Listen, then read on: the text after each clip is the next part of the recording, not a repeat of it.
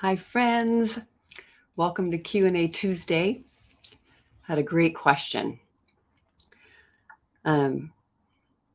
Claire wrote in that she was wondering how to stop the inner voice that has the endless cycle of impulse to overeat, to eat something when she's not hungry.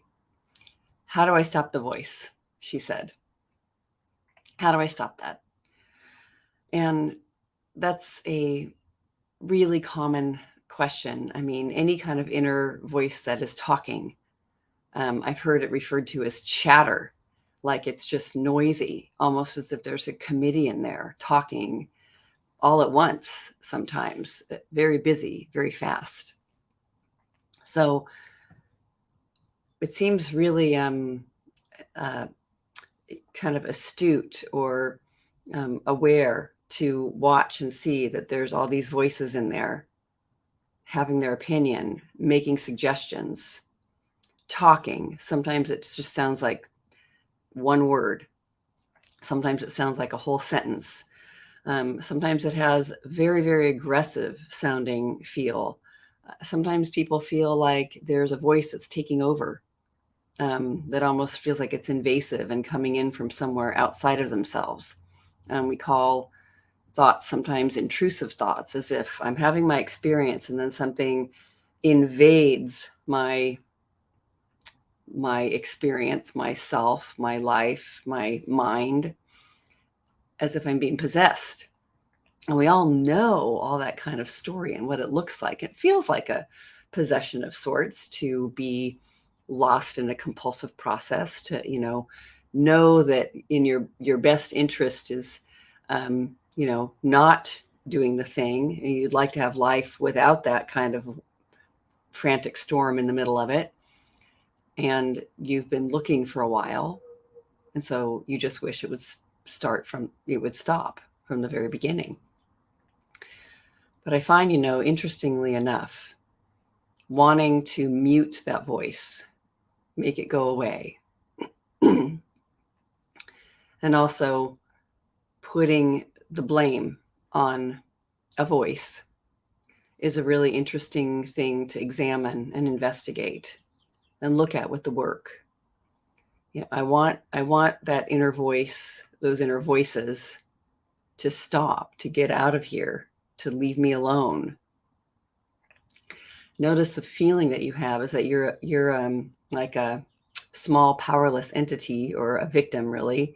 I know victim sounds terrible. Nobody likes being a victim, but I'm a victim, and then something is coming from outside of me and jumping into my experience and hurting it. And then the thought, like, it's my own mind, there's something wrong with it.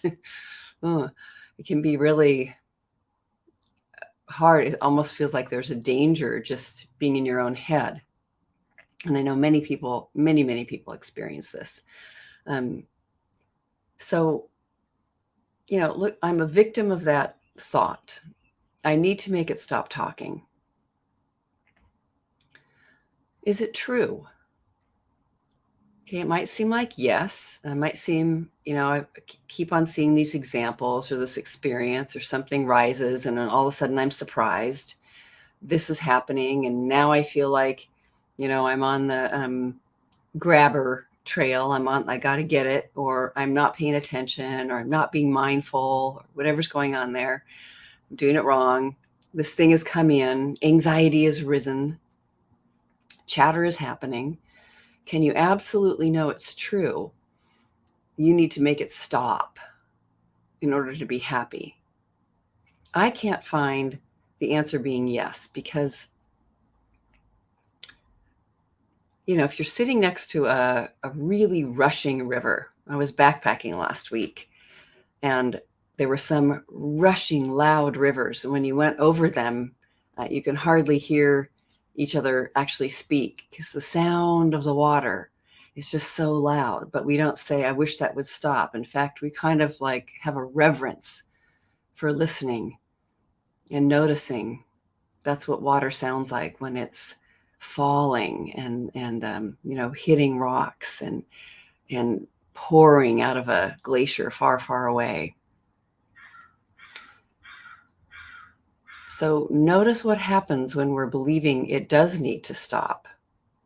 Like it's the problem. It's the thing that makes me do my activity. If I just got rid of that, everything would be okay. Or if it's invading me, it's evil. I've spoken with people who had the experience before of like, thoughts that feel so invasive and surprising and difficult that they almost tag them as being like really coming from some sort of outer realm that's evil and destructive and awful and coming at them. And just notice what happens when we see it that way, when we believe that, and open up our minds to that's the way it is, that's what's happening. And I am somehow a recipient or a magnet for this terrible situation. And my mind is just busy and activated and filled and taken over. I just thought of the movie The Exorcist, which I saw when I was in 8th grade, and it was the most horrifying thing ever in my life. I couldn't sleep all night.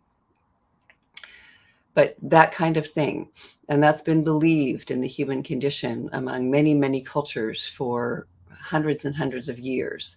Not just really a religious experience, but really looking at that good, evil, right or wrong, bad place, good place, and seeing, I think I have to make that stop. I have to do something, and all that happens there. How do you react when you believe that? There must be something wrong with me, that I'm open to this, that I've been the receiver of this. But I have to see it as coming outside. I have to explain it. It's got to be, there's a reason. And then we'll go after the reasons, lots of analysis about why and what for and where it comes from and what might be going on, whether we think it's coming from outside of us or not, why this is happening. But who would we be without that story?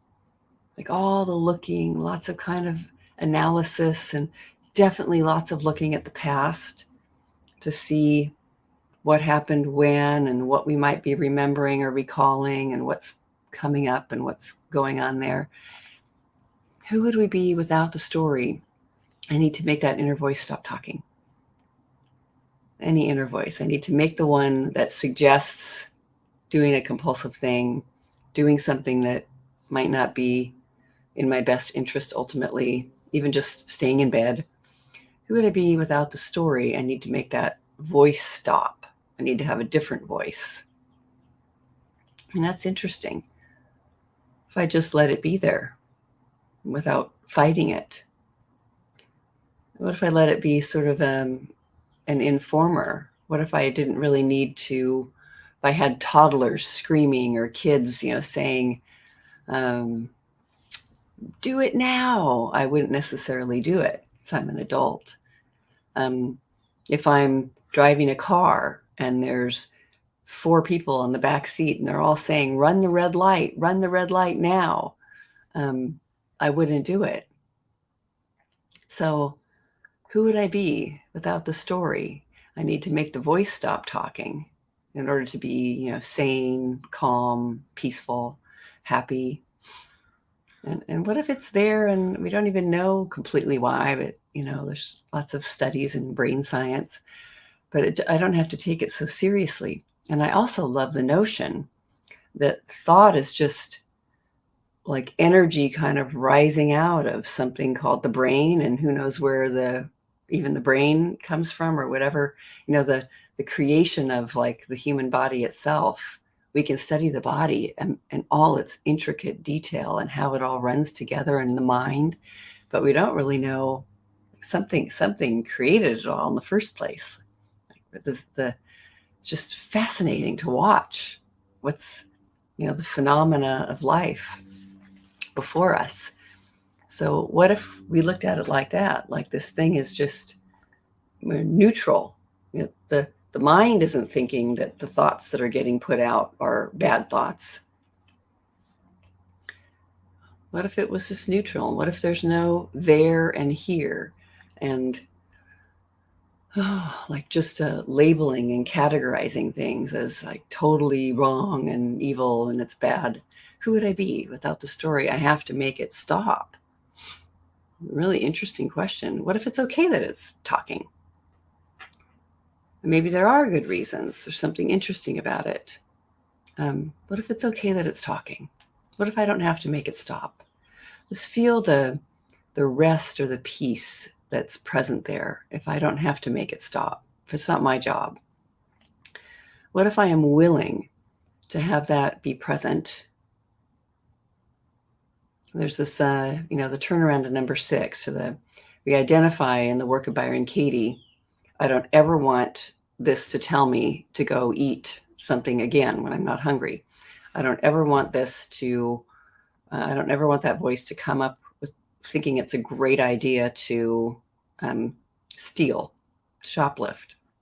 I don't ever want that inner voice to violently yell at me or other people, with a lot of aggression and anger. So we see that that's our thought, that's our belief. I don't ever want that to happen. I'm frightened of it. There's something else that's frightened of that thought.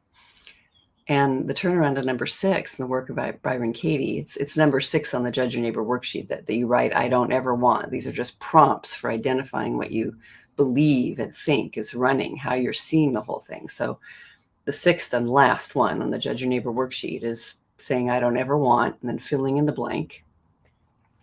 And turning it around, I'm willing for this to keep talking. I'm willing for there to be chatter in the mind. I'm willing to be a human with a brain that appears to have thinking happen. In fact, I don't even know what would go on if I stopped the inner chatter. Maybe there'd be something sort of not so in balance about all that. Maybe it's here for reasons that I may never understand, and that's okay. And also it's, maybe it has some advantage or some sort of something in it that just helps me notice my impulses or where I think something's going wrong or what I'm afraid of in life or my relationship with peace or being threatened. Often all that chatter stuff comes up when we feel like we're threatened emotionally or physically, psychically, spiritually. I'm willing to have that happen. It might be like a sensor or an alarm clock. And sometimes it's just okay that it's there. It might feel like it's over, it's over boisterous. It's doing a lot of talking about something that isn't that dangerous. But what if I could be the observer of this thing that's doing what it does and talking and making noise and saying what it says? And even the turnaround, I look forward to that thing talking. Like, don't we want to do that ultimately with people in the world? Maybe you say no, but for anybody who's been difficult in our lives, let's say there's those people out there that have felt really difficult, traumatic to work with, or dangerous, disturbing. What if I wasn't so afraid of them and I'm willing to be out in the world, even though there are some people who appear, dangerous and very disturbed and upset. I don't stay in my house all day because they might possibly be out there in the street. And we're still acknowledging that there may be people, for whatever reason, are, hooked up like that based on their life experience. But I'm willing to have that. Or let's bring it down a notch to a more realistic level, like those people that we've had trouble with in our lives: mother, father, sister, brother, best friend, coworker, boss. I'm willing to be in contact and connection with them. I'm willing to work out something here that might be an inner experience that I want to understand. I'd like to not cut them off as my only answer to how to be safe. I'd like to not see this as safety is the utmost thing that's all important and they're a threat to my safety emotionally, physically. I even look forward to it. What if I had the feeling that I could encounter anyone in this world and be willing to relax, or, even though I had an experience that's not so relaxing, see how resilient or steady or present I can be, like that nothing actually destroys me within. Who would I be? I'm willing to have that inner voice keep talking. I'm just feeling the lack of fighting about that inner voice talking, the one that's even screaming to go eat the cookie. Well, I can ask myself, what else is going on here in this moment? And that final turnaround to number 6 is actually saying, I look forward to that talking. I look forward to that happening. And we're just trying it on. It doesn't mean that's the right way to be all the time. We're just trying that on. And it's kind of an amazing thing to consider. I look forward to a voice chattering in my head that's telling me the compulsive behavior is my best option. I look forward to that. Why on earth would I look forward to that? So you get to sit with it and see. Because wouldn't it feel so empowering to have that be present and know you are okay? To know your feet are rooted in the ground and you are the observer and listener? Isn't that what we would like to be? The voice of peace, like make contact with that and not get so identified with that voice that's talking and just being so sure that we are really, really unsafe and this is vital and really, really important that we actually do the thing, because it feels like it's just fundamental, necessary. I mean, I remember that feeling. It's like I'm going to do whatever I can, and I will wait for hours if I need to get privacy, and I'm going to go eat the whole thing. That's what I'm going to be doing. And it would feel like that's absolutely I'm fixated on that as the only thing that I can do. And I'm not even able to think about anything else. And it's highly, highly like stressful and kind of, you can even pretend on the outside that everything's okay. And then this planning for later, but how we're just going to, me and the voice, we're off.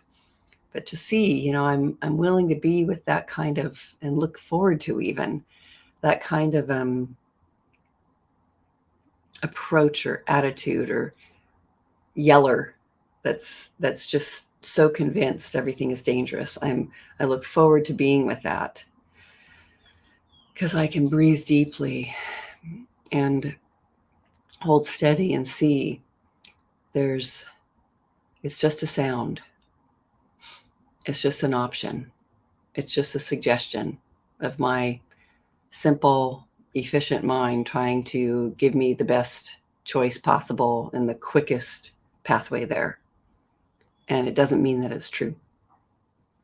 And isn't that what I always wanted? To see, this sense of holding steady in the midst of what looks like chaos or what sounds like threat and sadness, loneliness, emptiness, powerlessness, and know that that will just pass. It's just a weather storm and it will pass. And that loving presence is here, peace is here, that I'm built out of something that's just life force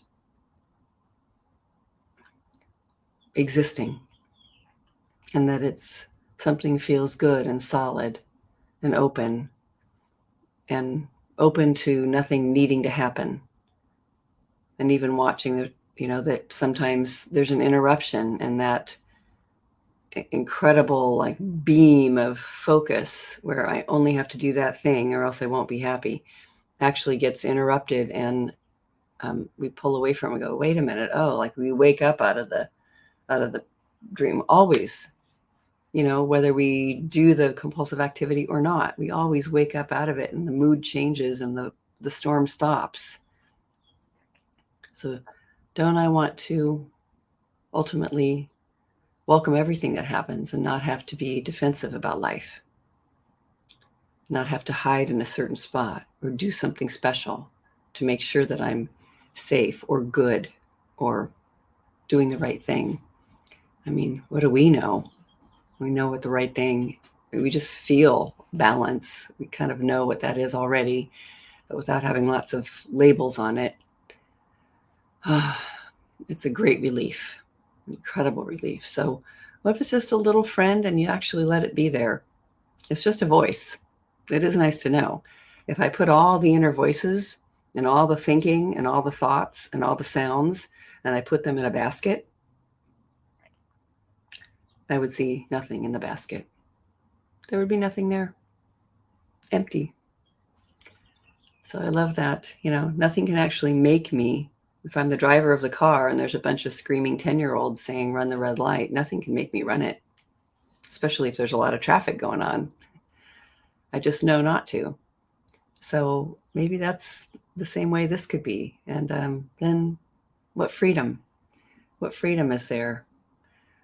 Just following the actions of like loving kindness and the power of that love 100 times greater than all the power of fear. And I acknowledge power of fear is strong. So let me know how that goes. All right. Lots of love.